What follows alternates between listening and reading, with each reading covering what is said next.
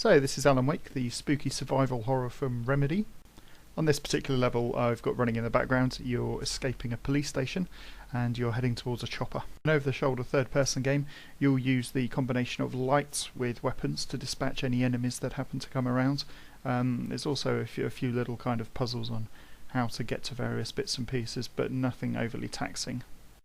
The minimalist HUD that Alan Wake uses helps with the atmosphere and just gives you some very basic information on your health, your weapons and your light status, as well as any objectives that you're trying to get to. Enemies don't come at you thick and fast in this game. Obviously there are points where you kind of get overwhelmed a little bit, but for the most part you'll be enjoying the story and getting sucked into it all, and then having a few people leap out at you at most unsuspecting points in time. Light is the most powerful weapon in Alan Wake. It can destroy enemies if used by a flashbang, but primarily it's used to weaken the kind of darkness shield that they have around them, which makes them impervious to damage up until that shield's removed. Light tends to come in three flavours for Alan. You've got his torch, you've got flares, and you've got flashbangs. Flashbangs can outright destroy enemies. Your flares will just scare people away and weaken their shields, and obviously your torch is for focusing on a specific enemy at one time. Alan Wake has a very beautiful environment. You've got the town here, but you'll also be running around in some foggy forests, up and around mountains, down in mines. It actually does a really good job of taking you to some quite varied locations without destroying anything to do with the story. So here I'm going to get attacked by some birds. As I shine the light on them, you'll see that it does particular damage, quite often taking out a number of birds and scaring them away into the distance. When you wound them enough with the torch, you get that explosion there that basically takes out that entire flock, and any remaining birds don't bother coming back to attack. As you focus the torch, the power on it drains down. One of the quickest ways to get that recharged is to use the batteries. There's 14, I've just popped one in there, although it does recharge slowly by itself over time. But quite often in the midst of battle you'll be required to pump in a few batteries. There tends to be quite a few around, so I wouldn't panic too much about popping in a couple every fight. Alan's health also recharges slowly over time, although if you can get underneath a street light, that's the best way to do it, because it will recharge really quickly. Also normally checkpoints at street lamps and bits and pieces like that as well, meaning that if you get killed or whatever, you just respawn back to that point in time, which is quite useful. You're encouraged to explore around to find the pages for the manuscripts and other little bits of trivia. Coffee flasks are also collectible in this game, but you're quite often hemmed in, as you can see there, by roadblocks or locked doors, so you only have a certain area to explore at any one particular point in time. You'll see these little first aid boxes also strewn throughout the world. They'll hold flares, ammo refills, batteries, and generally kind of keep you sustained throughout your treks. So I'm just going to burn away some more evil from this fuse box so that I can let my good friend out, and then we can go find some enemies and get ourselves into a bit of a fight.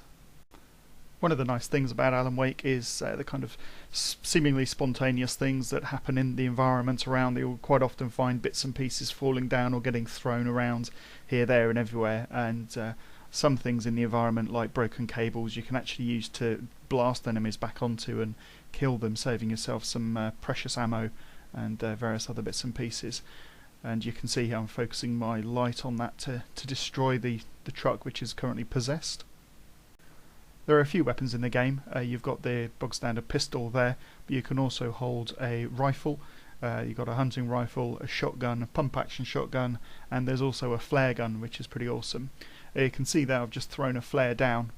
What that tends to do is just clear the area around you. Anyone in that immediate vicinity will have their shields weakened, but generally it just kind of keeps them all at bay, giving a little bit of breathing room if you need to reload your weapon or insert a battery. On the normal playthrough, ammo's pretty plentiful, but every now and again, if you're absolutely jam-chocked full of ammo before a fight, it's quite often a good idea just to run back and fill up, because it's not always guaranteed that the next batch of enemies will go down quite so quickly, or that you won't get caught unawares and need a few extra bullets just to knock a couple of people back while you blast them with your light. Alan Wake gets all the kind of major components right that you'd expect from a survival horror. It's dark, it's jumpy, the enemies are well balanced and quite well spread out throughout levels. When you do get into firefights, they tend to be pretty intense, and you have to be mindful of your environment, keep yourself running around, and make strategic use of flares and other bits and pieces. The graphics, as you can see, the environmental graphics are absolutely amazing. The characters themselves, when you get in close, they don't tend to look quite so pretty. Unfortunately, I think maybe just a side effect of a game that's been in development for so long.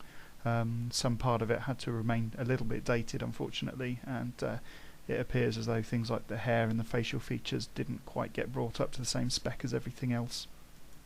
The overarching storyline is the one thing that really makes Alan Wake stand out. Not only is the story sort of brought to life by you playing through the character, but there's also numerous little TV shows, radio shows, manuscript bits that you pick up along the way that kind of fill in all the extra little bits of details and really gives you an overall view of what's going on, what's happening, and raises quite a few questions about sort of, you know, the sanity of Alan, and also at times kind of, you know, what's happening to this strange little town. The game is kind of a love letter to the horror genre, to be honest. There's a lot of name dropping from famous authors such as Stephen King. There's also quite a lot of nods to the various cliched environments in which you find yourself in. See there at a diner across the road that's inhabited by weird and wonderful people. It's not all dark and depressing though. There's quite a few humorous points in the game. There's a couple of old people that you'll meet who are particularly amusing, and also your agent Barry, who flies into town to help out. He has some quite amusing lines and basically fills in the role of bumbling sidekick on a few missions, which is quite amusing. At 12 hours the campaign's quite a good length. It's not too long, it's not too short. It always keeps you entertained and interested in what's going on around the world. There's no multiplayer or co-op function, so for people that kind of find that they don't want to replay a story once the kind of magic's been revealed, then it's probably best to grab this out of a bargain bin rather than go for a full priced version. That said, those who are fans of the survival horror will probably absolutely love playing this, and then love going through on the rather challenging nightmare mode, which makes everything twice as powerful and gives you half as many bullets. So it's quite a challenge to get through on that one indeed, and something that I think quite a lot of people, especially from the sort of Resident Evil and Silent Hill area, would really, really appreciate. I think that pretty much wraps up everything that I wanted to say about the game. It's probably been my favourite since Dead Space of this particular genre, and one that if you're even remotely interested in getting, then is definitely worth a look at. I've deliberately kept the gameplay to just this one single level rather than showing you cutscenes and other bits and pieces and other locations, purely because I don't want to ruin the story, because that is what makes Alan Wake. It's primarily story driven, and to kind of give you spoilers would probably be a bit cruel. So until the next review, keep on gaming, and I'll catch up with you then.